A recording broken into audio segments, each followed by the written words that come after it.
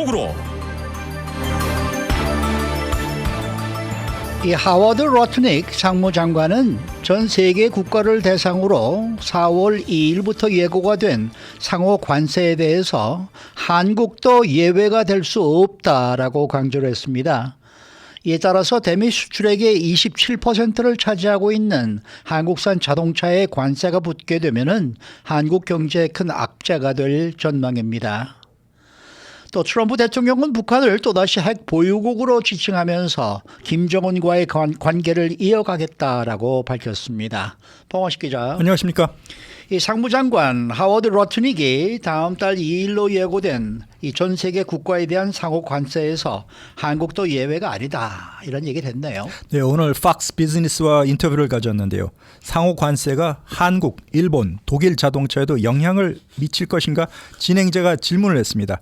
여기에 대해서 상호 관세 부과는 공평해야 된다. 수입되는 차량에 관세를 부과한다면 모든 곳에서 수입되는 차에 관세를 매겨야 된다. 이렇게 원칙론을 강조했습니다. 트럼프 대통령이 교역 상대국의 관세, 비관세 무역 장벽을 모두 분석한 뒤에 이에 상응하는 수준으로 관세를 올리는 상호 관세 부과를 4월 2일부터라고 예고를 했는데 그때까지 어떤 변화가 있을지 한번 지켜봐야 될 것 같습니다. 네. 혹시 한국산 자동차에 세금이 이제 추가가 되면은 어떤 영향이 있을까요? 네, 자동차는 한국의 대미 수출액의 27%를 차지하는 주력 수출품입니다. 그리고 미국 자동차 소비자들도 가격 인상에 큰 부담을 느끼고 있는 상품이기 때문에 상호 관세 대상에서 빠질지도 모른다. 이런 예상이 나왔었는데 러트닉 상무장관이 아니다. 이렇게 강력하게 부정을 한 것이죠. 만약 다음 달부터 예정대로 미국이 관세를 올려서 수출의 차질이 빚어지게 된다면 한국 경제에 큰 악재가 될 것으로 보이는데 현재 미국에 수출하고 있는 한국 자동차에는 자유무역협정 FTA에 따라서 관세가 붙지 않는 상황입니다. 트럼프 대통령이 지난 4일 취임 이후에 행한 첫 상하원 합동연설에서 이렇게 얘기했죠. 우리는 한국을 군사적으로 아주 많이 도와주고 있는데 그런데도 한국은 미국의 4배나 높은 관세를 부과하고 있다면서 한국에 대한 관세 인상을 압박할 방침을 시사하기도 했습니다. 이 정말 트럼프 말대로 한국이 미국보다 4배나 많은 관세를 매기고 있는 거예요? 전혀 그렇지 않습니다. 트럼프 대통령이 언급한 4배라는 수치가 전 세계를 대상으로 집계한 세계무역기구 WTO 통계를 기반으로 한 숫자인데 실제로 한국은 2007년 미국과 FTA를 체결하고 대부분의 상품을 무관세로 수입하고 있는 현실입니다. 그런데 트럼프 대통령이 멕시코, 캐나다와 같은 FTA 체결 국가에도 25% 관세 부과를 예고한 상황이라서 FTA가 상호 관세의 방패가 되기는 어렵다. 이런 전망이 많습니다. 네. 자, 다음 소식입니다. 도널드 트럼프 대통령이 북한의 김정은 국무위원장과의 관계를 다시 구축하겠다 이렇게 또 밝혔습니다. 또다시 트럼프 대통령이 북한을 뉴클리어 파워, 핵 보유국으로 지칭하면서 자신이 집권 1기 때와 똑같은 관계를 다시 구축하겠다 이렇게 밝혔습니다. 그리고 북한을 인도, 파키스탄과 사실상 핵 보유국 같은 선상에 놓는 언급을 이어가고 있는데요. 비록 백악관이 트럼프 대통령의 이런 발언 뒤에 북한에 대한 완전한 비핵화 입장을 취소한 것이 아니다 이렇게 재확인하기는 했지만 북한을 뉴클리어 파워, 핵 보유국이라고 반복해서 지칭하고 있는 트럼프 대통령의 속마음을 놓고 한국을 포함한 관계 국가들이 모두 긴장할 때 그런 상황에서 촉각을 곤두세우고 있는 상황입니다. 이 같은 발언이 또 나오게 된 배경은 뭡니까? 어제 백악관 집무실에서 트럼프 대통령이 마르크 리터 북대서양 조약기구 나토 사무총장과 만났습니다. 여기에서 한반도 긴장이 지금 올라가고 있는데 당신이 첫 임기 때 맺었던 김정은 국무위원장과의 관계를 다시 재구축할 계획이 있냐? 이런 질문을 받은 데 대해서 트럼프 대통령이 I would 그렇다 이렇게 대답했습니다. 그리고 나는 김정은과 좋은 관계고 무슨 일이 일어날지 보겠다면서 확실히 김정은은 뉴클리어 파워 핵 보유국이다 이렇게 말했습니다. 아울러서 트럼프 대통령이 러시아와 중국의 핵 무기까지 언급을 했는데요. 그 숫자를 줄일 수 있다면 굉장히 멋질 것 같다면서 너무 많은 핵 무기의 위력이 크다고 언급한 뒤에 김정은은 핵무기를 많이 갖고 있고 다른 나라도 마찬가지다. 인도나 파키스탄도 있고 핵무기를 지닌 다른 나라들도 많은데 이걸 내가 앞으로 해결해 나가겠다. 이렇게 얘기했습니다. 네, 그러면은 트럼프 대통령이 북한을 인도, 파키스탄과 함께 언급을 한 거에 대한 뭐 어떤 의미가 따로 있을까요? 이들 서남아시아 두 개 나라가 핵 확산 금지 조약 조약에서 인정하는 핵 보유국은 아닙니다. 그렇지만 사실상의 핵 보유국으로 인식되고 있는 국가들인데요. 다시 말해서 트럼프 대통령이 김정은 위원장에 대해서 또다시 뉴클리어 파워라고 언급을 하고 사실상 핵 보유국으로 인식되고 있는 인도, 파키스탄과 나란히 언급을 했다는 것이 북한의 비핵화보다는 북한의 핵 능력 일부만 다루는 핵 군축 협상과 같은 스몰 딜, 소규모 합의 가능성을 내비쳤다. 이런 평가가 나오고 있습니다. 트럼프 대통령이 이미 지난 1월 20일에 취임한 직후에 백악관 집무실에서 언론과 문답을 하는 과정에서 북한을 처음으로 핵 보유국이라고 부른 바가 있는데 계속해서 이 명칭을 이어가고 있습니다. 근데 국제사회에서는 뭐 북한을 핵 보유국이라고 얘기를 하고 있지 않지 않습니까? 네, 북한은 핵을 지니고 있지만 국제사회에서는 외교적, 군사적인 파장을 감안해서 북한을 공식적으로 핵 보유국으로 인정하지 않고 있는 상황입니다. 역대 미국 정부들도 모두 북한에 대해서는 핵 보유국이라는 표현을 사용하지 않았고 신중하게 대응을 해왔습니다. 그런데 외교 전문가가 아닌 트럼프 대통령이 핵 보유국이라는 명칭을 정확한 개념에 입각해서 사용하지 않고 있다. 이런 시각이 있는데요. 백악관에서도 파장을 의식해서 트럼프 대통령의 어제 발언이 북한 핵무기에 대한 정책 변화를 의미하는 것은 아니다. 이렇게 해명을 했습니다. 그리고 트럼프 대통령이 첫 번째 임기와 똑같이 마찬가지로 북한의 완전한 비핵화를 추구할 것이다. 재차 강조를 했습니다.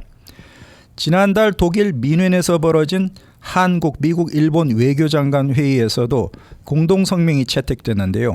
UN 안전보장이사회 결의에 따른 북한의 완전한 비핵화에 대한 확고한 의지를 재확인한다. 이렇게 명시를 했습니다. 네. 하지만 트럼프 대통령은 북한을 핵 보유국으로 아예 인정을 하는 발언을 하면서 그러면은 그 얘기는 첫 번째 임기 때처럼 김정은과 그 관계를 계속 유지해 나가겠다라는 의미가 담겨 있지 않겠습니까? 그렇습니다. 트럼프 대통령이 어제도 김정은 북한 국무위원장과의 케미스트리를 거듭해서 강조했습니다. 자신의 첫 번째 임기 때 가졌던 북미 대화와 관련해서 나는 김정은과 좋은 관계를 맺었고 만약 내가 당선되지 않고 2016년에 힐러리 클린턴이 백악관에 들어갔다면 여러분들은 북한과 핵 전쟁을 벌였을 것이다. 그리고 수백만 명이 죽었을 것이다. 이렇게 주장을 했습니다. 그리고 자신이 싱가포르와 베트남에서 가졌던 북미 정상회담 개최를 언급을 했는데요. 김정은은 버락 오바마는 만나지 않고 전화도 받지 않았다. 그렇지만 나 트럼프와는 거칠게 험난하게 시작을 했지만 우리는 만났다. 이렇게 강조했습니다. 그리고 트럼프 대통령이 바로 나의 그 정상회담 덕분에 대한민국은 2018년 평창 겨울올림픽에서 유례없이 엄청난 성공을 거두었다. 이렇게 얘기했고요. 그 전에는 핵 공격을 당하고 싶지 않았기 때문에 아무도 올림픽 티켓을 사지 않았다. 그렇지만 내가 북한 김정은을 직접 만났고 그 때문에 평창 올림픽이 성공했을 뿐만 아니라 북한 선수단도 대한민국에서 열린 올림픽에 참가하지 않았냐. 그것이 바로 나 트럼프 행정부의 훌륭한 업적이었다. 이렇게 자화자찬을 했습니다. 이렇게 트럼프 대통령의 메시지는 김정은 위원장과의 브로맨스를 통한 톱다운 정상외교 의지를 재차 시사한 것으로 분석되고 있습니다. 트럼프 대통령이 지금 당장은 우크라이나 전쟁을 끝내기 위한 외교력에 집중하고 있지만 이 우크라이나 전쟁 문제를 매듭 지은 뒤에는 한반도로 눈길을 돌려서 북한과 본격적인 협상을 모색할 수 있다. 이런 관측이 나오고 있습니다. 지난번에 트럼프와 김정은이 만났을 때는 한국 정부가 완전히 소외됐었는데 그 당시에 문재인 대통령이 정말 완전히 그냥 찬밥 신사가 되고 있었는데 이번에도 또 그렇게 되는 거 아니에요? 네, 어제 트럼프 대통령의 말 그대로라면 미국이 김정은 위원장과 직접 거래를 통해서 협상 조건을 조율하고 또 이 과정에서 탄핵 정국으로 지금 정상 외교에 발이 묶여 있는 대한민국이 패싱당할 가능성도 제기되고 있습니다. 나아가서 트럼프 행정부가 관세 전쟁에 이어서 한반도 안보 문제를 지렛대로 삼아서 한국의 대미 무역 흑자를 거론하고 주한미군 방위비 분담금 인상 같은 문제를 놓고 압박을 강화할 가능성까지 제기되고 있습니다. 일본의 경우에도 조지 글라스 주일 미국 대사 지명자가 일본에 주일 미군 주둔 비용을 더 부담하라고 요청할 것이라고 밝히면서 일본에도 방위비 관련 압박이 본격화하고 있는 그런 상황입니다. 그리고 미국과 우크라이나가 한 달간의 휴전을 추진하기로 합의를 했는데요. 전쟁 포로 교환 문제도 논의한 것으로 전해졌는데 트럼프 대통령이 북한의 우크라이나 파병 그리고 북한군 포로 문제도 시야에 넣고 있다는 관측이 나오고 있습니다. 이것이 미국이 만약에 러시아, 우크라이나와 진행하는 종전 협상 결과가 앞으로의 북한, 미국 간의 거래에도 영향을 끼칠 가능성이 있다는 그런 분석입니다. 네. 자, 다음 소식입니다. 트럼프 대통령의 영토 확장 의지가 나날이 구체화되고 있다. 이런 소식입니다. 네, 트럼프 대통령이 지금 고율 관세를 앞세워서 캐나다에 미국의 51번째 주로 편입을 하라 이렇게 압박을 하고 있는 것에 그치지 않고 덴마크 영토인 그린란드 합병을 위해서 안보 동맹국인 나토까지 끌어들이려는 심산을 내비쳤습니다. 어제 백악관에서 트럼프 대통령이 북대서양 조약기구 리터 사무총장과 만나서 그린란드를 미국에 합병해야 된다. 다시 이 문제를 거론을 했습니다. 미국의 국제 안보를 위해서 그린란드가 필요하고 합병도 반드시 이루어질 것이라고 장담을 했는데요. 이에 대해서 나토의 지원과 개입을 희망했습니다. 그런데 이 말을 들은 리터 나토 사무총장은 미국의 그린란드 합병과 관련한 어떤 질문에도 나는 관여하지 않을 것이고 그 문제에 나토를 끌어들이고 싶지 않다. 이렇게 피해갔습니다. 이렇게 말했는데도 불구하고 트럼프 대통령은 계속 그린란드가 미국에서 굉장히 필요하다. 덴마크는 그린란드에서 아주 멀리 떨어져 있고 실제로 관련도 없다. 그들은 권리가 있다고 말하는데 사실인지도 모르겠다. 이렇게까지 트럼프 대통령이 얘기를 했습니다. 그렇기 때문에 뉴욕타임스 같은 신문에서는 자원 확보가 통치자들 영토 확장 동기가 됐던 과거 제국주의 시대를 떠올리게 하는 트럼프의 발언이 이어지고 있다. 이렇게 평가하기도 했습니다. 더더구나 취임사에서 얘기했던 파나마 운하는 확실히 지금 좀 찾아오고 싶어 하는 그런 느낌인 것 같아요. 네, 그렇습니다. 파나마 운하를 환수하기 위해서 군사적인 옵션 마련에 착수를 했다는 보도가 어제 NBC에서 나왔는데요. 현재 200명 수준인 파나마에 주둔하고 있는 미군을 증강하는 발언을 마련하라고 트럼프 대통령이 지시했다는 것입니다. 이에 따라서 비무장 국가인 파나마에서 군대 역할을 하는 공공부대와 협력 강화를 포함해서 파나마 운하를 경우에 따라서는 미군이 무력으로 점령하는 방안까지 지금 모색하고 있다는 것입니다. 미국이 지난 1989년에 당시 파나마 대통령으로 독재자로 불린 노리에가를 마약 밀매 혐의로 체포하기 위해서 파나마를 침공한 전례가 있습니다. 그리고 파나마에 위치한 각 항구에도 미군 주둔을 늘리는 방안을 검토하고 있는데 이와 함께 파나마에 미군 훈련소를 세우자 이런 아이디어도 나왔다는 것입니다. 피트 헤그세스 미국 국방장관이 파나마 운하와 관련된 전략 초안을 보고받았는데 다음 달 파나마 시티를 직접 방문할 예정이라고 합니다. 네. 혹시 트럼프 대통령이 파나마의 주권을 무시할 수 있는 법적인 역사적인 근거 혹시 있나요? 역사적으로 파나마는 운하 문제 때문에 콜롬비아에서 독립을 해서 미국이 건국을 시켜준 나라로 되어 있습니다. 122년 전인 1903년에 콜롬비아 상원이 미국 정부와 체결한 운하 개발 조약을 부결을 시켰는데요. 여기에 대해서 분노한 당시 시어도어 루즈벨트 대통령이 군사력을 동원해서 파나마 독립 세력이 나라를 세우도록 도와준 바가 있습니다. 이후에 새로 태어난 파나마 정부가 미국의 운하 운영 관리를 넘겼는데요. 지난 1999년에는 미국으로부터 운하 소유권을 파나마 정부가 넘겨받았습니다. 이에 대해서 트럼프 대통령은 이렇게 얘기하고 있는데요. 막대한 자금이 미국 정부에서 나왔을 뿐만 아니라 파나마 운하를 건설하는 과정에서 미국 노동자 4만 명이 희생될 정도로 힘들게 완공시킨 운하를 파나마에 거저 돌려준 것은 바보 같은 짓이었다. 이렇게 얘기를 하면서 계속 환수 입장을 이어가고 있습니다. 그리고 지금 미국의 자산 운용사인 블랙록이 홍콩계 회사로부터 파나마 한국 운영권 지분도 대부분 인수한 상황으로 있기 때문에 과연 이 파나마 운하 미국 정부 환수에 대해서 트럼프 행정부가 어떤 또 다른 강경 조치를 취할지 두고 봐야 될 것 같습니다. 파나마를 돌려받는 거는 어느 정도 그래도 근거가 있을 수가 있겠어요. 찾아보면은. 그런데 뭐 그린랜드를 달라, 뭐 캐나다를 주인 한 무제주로 만들겠다. 이거는 좀 너무 그냥 근거가 없는 좀 그런 주장이어서 과연 성사 가능성이 있을지 뭐 그건 좀 그렇지 않아요? 지금 사실 캐나다가 과거부터 미국을 굉장히 좋은 이웃으로 좋아했는데 유례 없이 반미 감정이 강해지면서 캐나다 사람들의 미국에 대한 분노가 날로 거세져 가지고 이웃 국가 멕시코도 말할 것도 없고요. 북중미 월드컵을 내년에 같이 개최를 하게 되는데 이 두 나라가 모두 미국에 대한 반감을 점점 드러내고 있는 상황 같습니다. 네, 수고 많으셨습니다. 고맙습니다. 동화식 기자였습니다.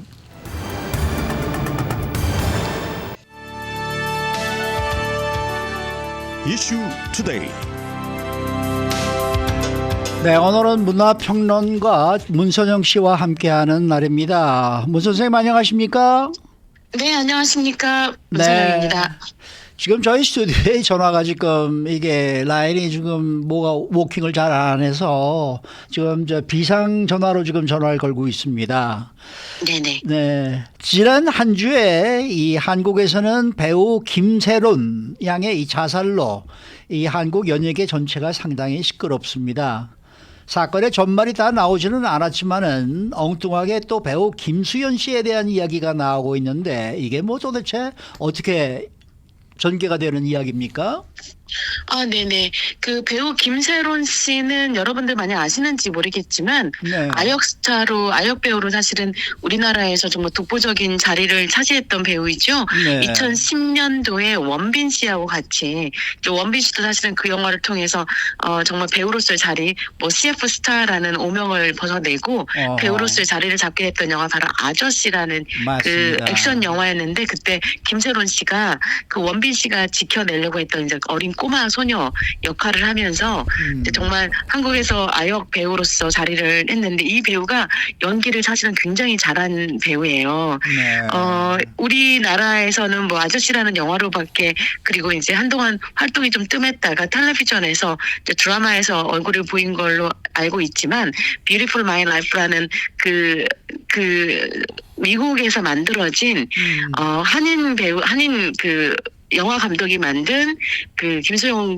그 감독이 만든 그 독립 영화를 통해서 썬댄스에서 상도 받기도 했었고 네. 굉장히 천재적인 어떤 연기력을 가지고 있는 배우가 김세론 씨다라고 이제 이렇게 기억을 하고 있는데 그 배우가 지난 이제 사망을 하게 된 거죠. 네. 그런데 이제 사망의 원인은 아무래도 이제 자살로 밝혀지고 있으면서 사건의 전말이 이렇게 되더라고요. 네. 그 김세론 씨가 골드 메달리스트라는 그 소속사의 이제 배우로서 활동을 하고 있는데 그때 김세론 씨가 지난 2020년도에 음주 교통사고로 인해서 한번 또 떠들썩하게 그랬죠. 구설수에 오른 적이 있었습니다. 맞습니다. 네. 그래서 이제 대중으로부터 굉장히 많은 지탄을 받았었는데 그러면서 활동을 중단하게 되면서 모든 뭐 광고 계약이라든지 여러 가지 활동 중단으로 인한 그 위약금을 그 골드 메달리스트라는 그 소속사로부터 7억 원을 이제 보상을 하라라고 이야기를 하면서 김세론의 소속사 측이 이제 김세론이 소속사를 떠나게 된 2024년도에 7억 원을 변제하라라고 이제 내용 증명을 발송을 한 거죠. 이에 김세론 씨가 너무 힘든 상황에서 경제적인 어떤 그런 고통을 받고 있으면서 활동이 다 중단됐기 때문에 들어오는 인컴이 없었기 때문에 김세론 씨가 그동안 가장 친했던 이제 배우 중에 한 분이 바로 이제 김수현 씨인데 김수현 씨에게 양해를 구하고자 연락을 취했는데 뭐 연락이 닿지 않았다. 이제 이러면서 김수현 씨가 보냈던 어떤 문자 메시지가 뭐 나 좀 살려줘 이제 이런 메시지가 공개가 되면서 혹시 김수현 씨하고의 관계에 대한 의문들이 나오는데 많은 분들이 김수현 씨하고 그 김세론 씨가 오랜 연인 관계였다라는 사실들 그리고 김수현 씨가 김세론 씨의 어떤 도움 요청에도 불구하고 냉정하게 거절한 것이 아니냐 이런 이제 억측들이 나오기 시작하면서 김수현 씨에 대해서 이제 논란이 되기 시작했는데 문제는 모르겠습니다. 오늘 아침에 제가 이제 뉴스를 보니까 소속사 측에서 공식 입장을 발표를 했더라고요. 발표했더라고요. 네. 그 김세론 씨하고 교제를 시작한 건 2019년부터이고 그때는 미성년자가 아니었다라는 주장을 하고, 그리고 또 현재 김세론 씨를 죽음으로 내몬 이제 악마의 그런 어떤 이미지로 지금 김수현 씨가 굉장히 혹독한 그 비판을 받고 있는데, 그리고 지금 보니까 인터넷에서 여러분들 아시다시피 한국은 연예인들 걱정이 우리 지방 걱정보다 더 큰 나라가 아닙니까? 그렇죠. 정말 그야말로 김세론 씨를 이제 다 이제 불쌍한 이제 인물로 만들고, 그리고 또 그의 죽음을 내몬 당사자를 이제 김수현 씨로 이제 몰아가고 있는데, 여기서 문제가 다시 한번 가로세로 연구소라는 가세연이라는 유튜브 채널이 등장합니다. 네. 이 모든 사건들에 대해서 김세론 씨가 미성년자였을 당시에 김수현 씨가 교제를 했었다라고 이제 이야기가 나오기 시작한 것도 바로 이 가로세로 연구소라는 유튜브 채널이고요. 이 가세연의 그 소스를 믿을 수 없는 이유 중에 하나가, 그리고 또 정말 무책임한 이러한 내용들로 인해서 많은 피해자들을 과거에 양산을 했기 때문에 이 유튜브의 이러한 보도 내용만 보고 많은 지금 한국 그 분들이 인터넷에서 좀 뜨겁게 달구고 있는 그 김수현 씨의 그 몰아가기가 과연 사건의 진상을 떠나서 맞느냐, 이게 잘못된 거 아니냐, 또 다른 피해자를 만들 수 있지 않겠느냐라는 우려가 지금 등장하고 있는 거죠. 가세연에서 증거라고 내놓은 사진이요. 2016년도에 찍은 사진이다. 그때는 김세론 씨가 미성년자였을 때의 연도거든요. 그런데 이제 그 사진은 2019년도에 찍은 것이다.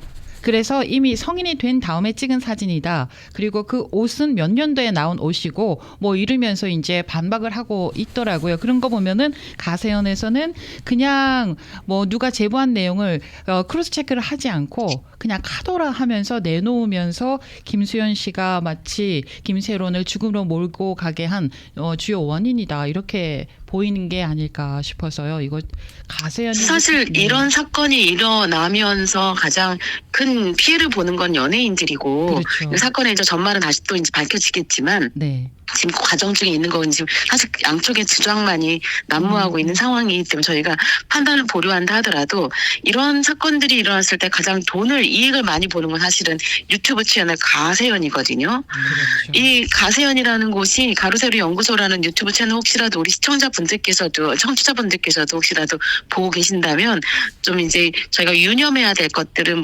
무엇이냐면, 그냥 본인들의 주장과 사진 몇 장으로 인해서 그런 스토리들을 만들어서 사실 무고한 사람들까지도 정말 불리하고 억울한 입장으로 만들게 되는, 또 제2차, 3차의 피해자들 만드는 그 행위들을 계속 해왔던 곳이 바로 이 가세연이라는 가로세로 연구소라는 점들을 조금 이해하시면서 보아야 되지 않을까. 그리고 한국의 인터넷 문화, 한국의 이 유튜브 문화가 굉장히 많이 발전돼 온과 동시에 그의 음지의 다른 측면에서는 정말 많은 억측들로 인해서 대중문화를 호도해 오고, 그리고 또 정말 너무 쉽게 사람들을 판단하면서 피해자들을 만들어내고 있었다라는 점에 대해서 정말 뭐 문제가 있지 않나, 좀 이 정도는 저희들이 객관적으로 그리고 좀 논리적으로 그리고 좀 냉정하게 비교 판단할 수 있는 그런 성숙한 유튜브 문화도 필요하지 않나라는 걸 다시 한번 절감하게 됩니다. 네, 예전에 가로세로 연구소에서 진행을 했던 그 유튜버분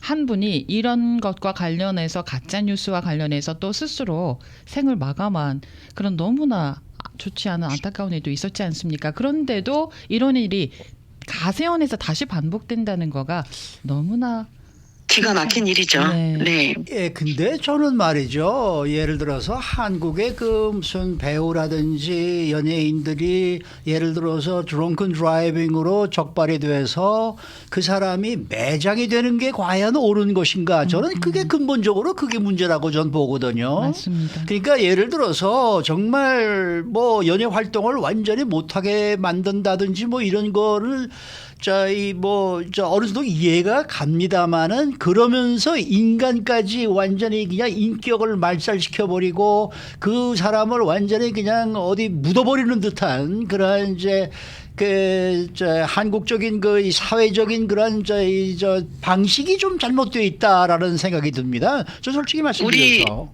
네, 맞습니다. 우리 한국에서는 특히나 연예인들에 대해서 너무, 도덕적으로 네. 순결해야 되고 완벽해야 된다라는 어떤 기준점을 맞습니다. 가지고 있기 때문에 범죄라든지 아니면 네. 경범죄 관련돼서 처벌받는 건 당연하죠. 네. 처벌받아야 되고 그 부분에 있어서는 책임을 져야 되는 게 하지만 연예인이기 때문에 책임지는 게 아니라 정말 시민으로서 법률을 지켜야 되고 법규를 따라야 된다라는 점에서 처벌받는 거는 정말 당연하다고 생각을 하는데 너무나 많은 기대치들, 너무나 많은 그 연예인들에 대한 연예 세계에 대한 완벽한 그런 기대치들이 사실은 부과되기 때문에 한국처럼 연예인 활동을 하기가 힘든 데가 없지 않을까 맞아요. 이런 네. 생각도 해보게 됩니다. 네. 맞아요. 그 댓글 달아주신 분 가운데 김세론이 16살이라고 하더라도 두 사람이 좋으면 만날 수 있지 않습니까? 외국에서는 좋다면 결혼도 하는데 우리나라에선 정서가 다르다 이렇게 비난을 한다는 건 좀 그렇다 이렇게 댓글 달아주셨는데 그것도 사실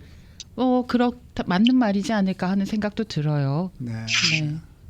요즘 뭐 한국의 많은 뭐 초등학생, 뭐 중학생들이 사실은 연애하는 뭐 그런 게 사실은 지금 일반화되지 않습니까? 그렇죠. 사실 이제 그게 문제가 되는 게 아니라 맞습니다. 아마도 이제 연예인이기 때문에 또 부과되는 또 다른 어떤 책임의 기준의 잣대가 지금 되고 있지 않나라는 생각이 좀 안타깝게 들기도 하고요. 그리고 공개된 그 사진 가지고는 이 둘의 관계를 가지고 판단할 수 있는 그런 것도 사실은 너무나 미비하고 어찌됐건 오늘의 요점은 가세연이라는 이 가로세로 연구소라는 유튜브 채널의 어떤 문제점들, 그 문제점들의 그 문제가 만들어낸 또 다른 문제에 지금 많은 희생자들과 그리고 언론이 호도되고 있다라는 점에 대해서 우리가 경각심을 가졌으면 좋겠다. 맞습니다. 이렇게 마무리 지었으면 좋겠습니다. 네. 이게 한국에 예를 들어서 뭐 배우 협회다 무슨 가수 협회다 그런 협회 연예인 협회에서 예를 들어서 우리 협회 회원이 만일 뭐 이 취중운전으로 적발이 됐다 그럴 경우에는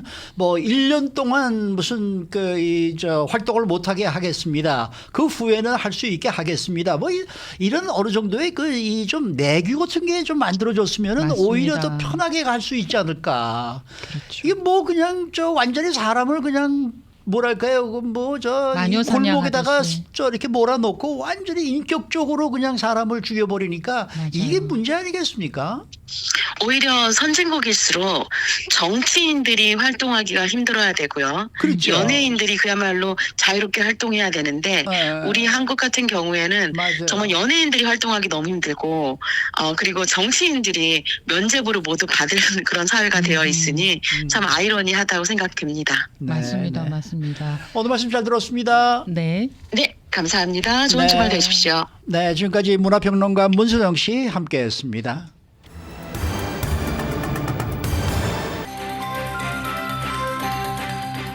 데일리 브리핑. 네, 오늘은 주말 방송 위클리 매거진을 진행하시는 문대원 박사 함께합니다. 문 박사님 안녕하세요. 안녕하세요. 네. 오늘은 우리 캘리포니아 분들이 상당히 좋아하는 햄버거 체인, 이 인앤아웃 버거에 대해서 이야기를 또 준비를 해주셨네요. 이 거대한 햄버거 체인의 CEO가 42살의 여성분이다 이렇게 나왔습니다. 네, 그렇습니다. 이 42살의 상속녀인데요. 이름이 린지 스나이더입니다. 아하. 근데 이 린지 씨는 이 어렸을 때부터 스토어 말단부터 시작해서 오늘날 CEO까지 긴 여정을 왔는데요. 네.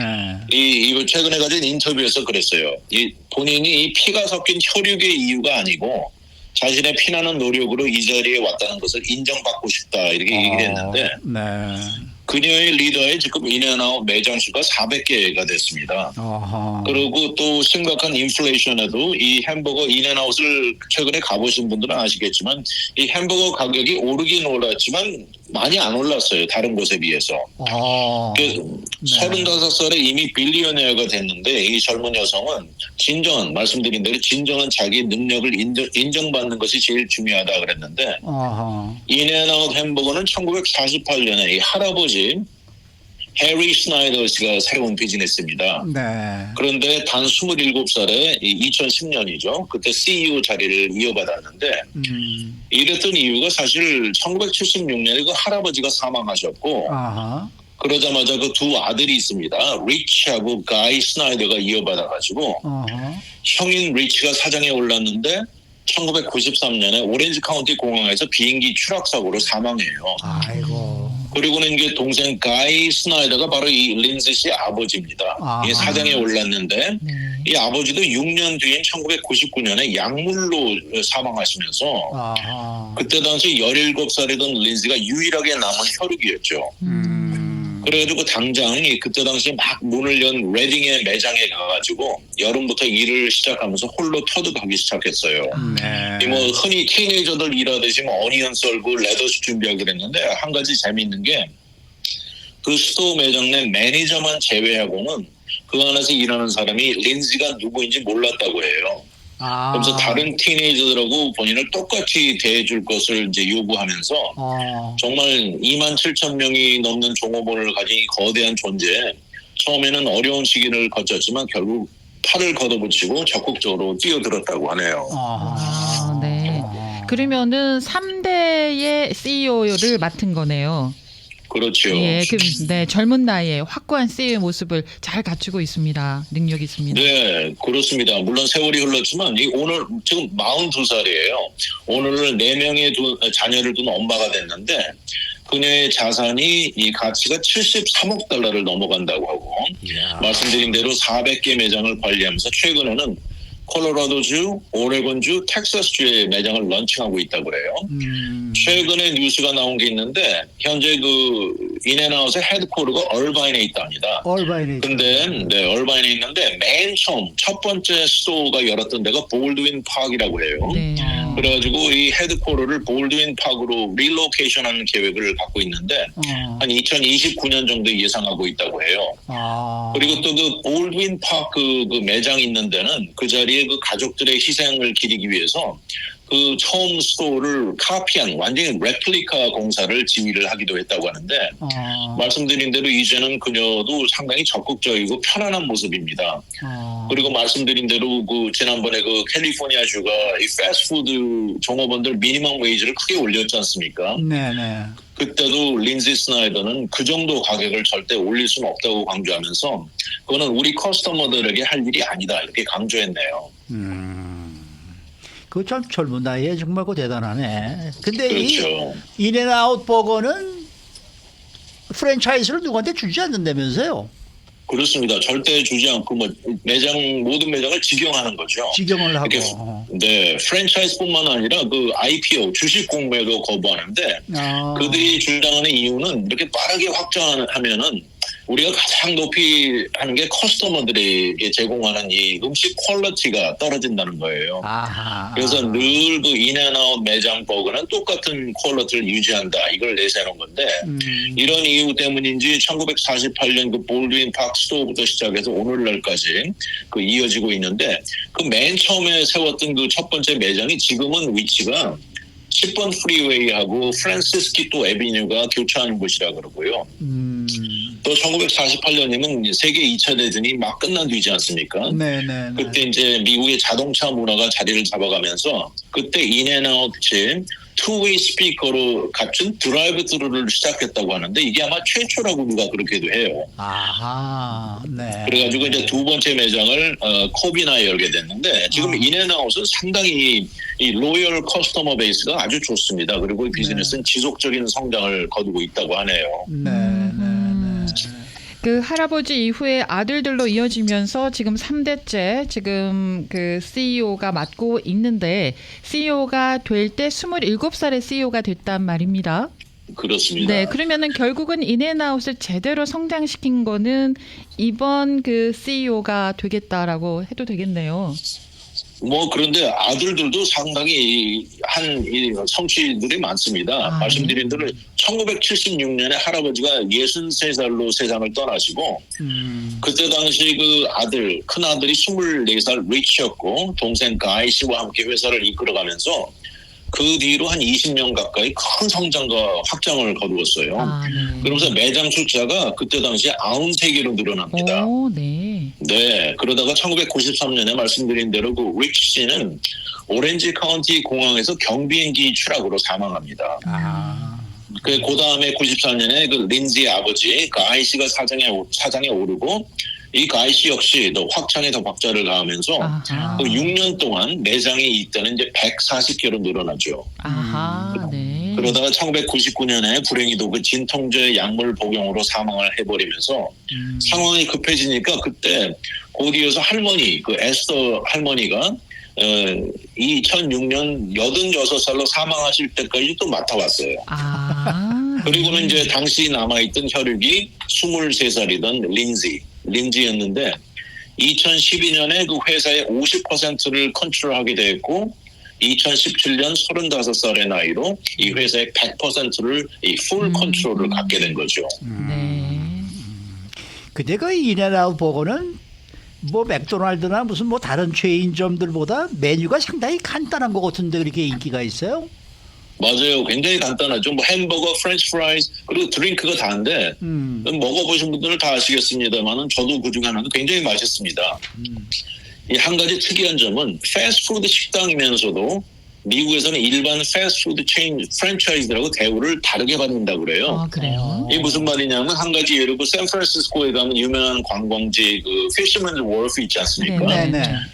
그곳에는 맥도날드를 비롯해서 모든 패스트푸드 식당을 거부한다고 해요. 들어오는 걸 거부하는데 그 예외가 인앤아웃이라고 하는데 아하. 그들이 판단하기에는 이 인앤아웃은 수십 년 동안 이 패밀리가 소유한 비즈니스라면서 다른 패스트푸드 체인점들하고 다르다 이렇게 얘기를 하는데 아하. 다 아시죠? 여기 가보면 흰색, 빨강색, 노란색 디자인이 익숙한데요. 그렇죠. 그 외부는 위치에 따라 조금 뭐 다를 수는 있는데 실내에 들어가면 레이아웃이나 데코레이션은 똑같습니다. 맞습니다. 네. 그래가지고 정말 인앤아웃을 높이 평가하는 그 유명한 요리사들도 많아요. 예를 들어서 뭐 골든 램지라든지 네네. 앤토니 볼데인 아주 광팬이라고 하고 아시는 분은 아시는데 인앤아웃 버거에 성경 구절을 적혀 있는 거 아세요? 성경 아, 구절이요? 맞습니다. 네네. 네, 그 컵, 음료수 네, 컵 음료수. 바닥 안쪽에 보면 뭐 요한 뭐 3장 16 이렇게 몇 개 적혀 있어요. 그런데 이게 바로 1980년대 리치 스나이더가 시장 시절부터 시작됐는데 이 스나이더 패밀리의 강한 크리스천 믿음을 반영하는 것이라고 나와 있네요. 아, 네. 오늘같이 흐리고 비가 오는 날 인앤아웃 버거 하나 때리실까요? 라는. 네. 자, 그런데 인앤아웃 버거를요, 이 카피하는 사례들이 생각보다 많다고 합니다. 엄청나게 많네요. 이렇게 맛있고 인기가 그래서 그러겠지만 예. 이 인앤아웃 버거의 외부 모습을 카피하는 것도 있지만 메뉴를 카피하는 것도 상당수 오, 많습니다. 네. 그래가지고 한 사례가 있는데 2007년 당시에 유타주에 어메리칸 포크라는 식당을 상대로 소송까지 벌어졌어요. 네. 왜냐하면 이곳을 그때 당시에 보니까 식당 느낌이라든지 모양새가 너무 비슷하다는 거죠. 거기다 메뉴 아이템도 이 트레이드마크를 침해했다는 건데 그 인앤아웃 버거가 해놓은 트레이드마크가 몇 개 있습니다. 그 인앤아웃에서 늘 들어보는 단어 중에 애니멀 스타일이라는 거 있어요. 네. 애니멀 스타일. 또 프로틴 스타일이라고 저는 이거 프로틴 스타일 좋아하는데 또 더블 이런 것들이 다 트레이드마크를 갖고 있는데 이걸 그대로 사용을 해왔다는 거예요. 그래가지고 유타주의 한 커스터머가 연락이 와서 알게 됐는데 이렇게 소송을 하는데도 이 사람들이 또 유타주에 있는 또 다른 도시 프로브의 문을 또 연 거예요. 오. 그래가지고 결국 2009년에 인앤아웃은 그 수도가 있는 식당에서 1마일도 안 되는 가까운 거리에 인앤아웃 버거 수도 문을 열어버린 겁니다. 아하, 네. 그리고 얼마 되지 않아서 그 식당이 망했다는 거죠. 근데 이런 카피는 외국에도 엄청나요. 이태리, 오스트레일리아, 멕시코, 영국, 토라도 심지어 도쿄, 서울, 샹하이까지 수십 군데가 넘는다고 하는데 네. 이런 것들은 이름을 비슷하게 하거나 어떤 것은 아예 대놓고 똑같이 적어놓고 똑같은 메뉴를 운영을 한다고 하네요. 아하. 우리 왜 그 김치찌개, 된장찌개 사람 손맛마다 맛이 다 다르잖아요. 그렇죠. 카피한다고 해도 인앤아웃의 맛을 살릴 수는 없을 듯한데요. 근데 그러게요. 근데 인앤아웃이 워낙 이렇게 유명하다 보니까 이 미국에서도 그렇고 이 외국에서도 상당히 카피를 많이 한다고 하는데 이거를 인앤아웃도 다 그냥 놓고 보는 것만 아니고 멕시코도 그랬고 오스트레일리아도 그렇고 결국 그곳으로 가서 거기 법에 맞게 적절하게 대응하면서 하나씩 물리쳐 오고 있다고 하네요. 네. 요새 한국에서 오는 분들이 미국에 오면은 반드시 가야 될 곳이 몇 군데 있는데 그 중에 하나가 인앤아웃 버거더라고요. 맞습니다. 저도 그 얘기 들어봤습니다. 네, 그래서 뭐 꼭 거기를 가야 된다 그래서 또 이 한인타운에는 없지 않습니까? 좀 더 헐리우드까지 네. 가야 되니까 그 뭐 드라이브 해주고 그래가지고 전 귀찮아가지고 그러는데 컬버스리 하나 있네요. 그러고 컬버시티에 있고 맞아요. 이 근처에 네, 뭐가 네. 없어요. 보니까. 네. 근데 저도 인앤아웃 버거를 먹어본 지가 그렇게 오래되지가 않았는데 저는 뭐 그렇게 맛있는 거 모르겠어요. 아 그래요? 그리고 저는 뭐 먹어보면 다른 것보다도 고기가 맛있더라고요. 예, 아니 그리고 뭐 저 뭡니까 저 프렌치 프라이가 뭐 저 이게 저 감자를 뭐 새로 깎아가지고 뭐 해주기 때문에 뭐 프레시하다고 그러는데 아유 저는 맥도날드게 훨씬 맛있고. 네, 오늘 말씀 잘 들었습니다. 네, 감사합니다. 네, 지금까지 문대원 박사 함께했습니다.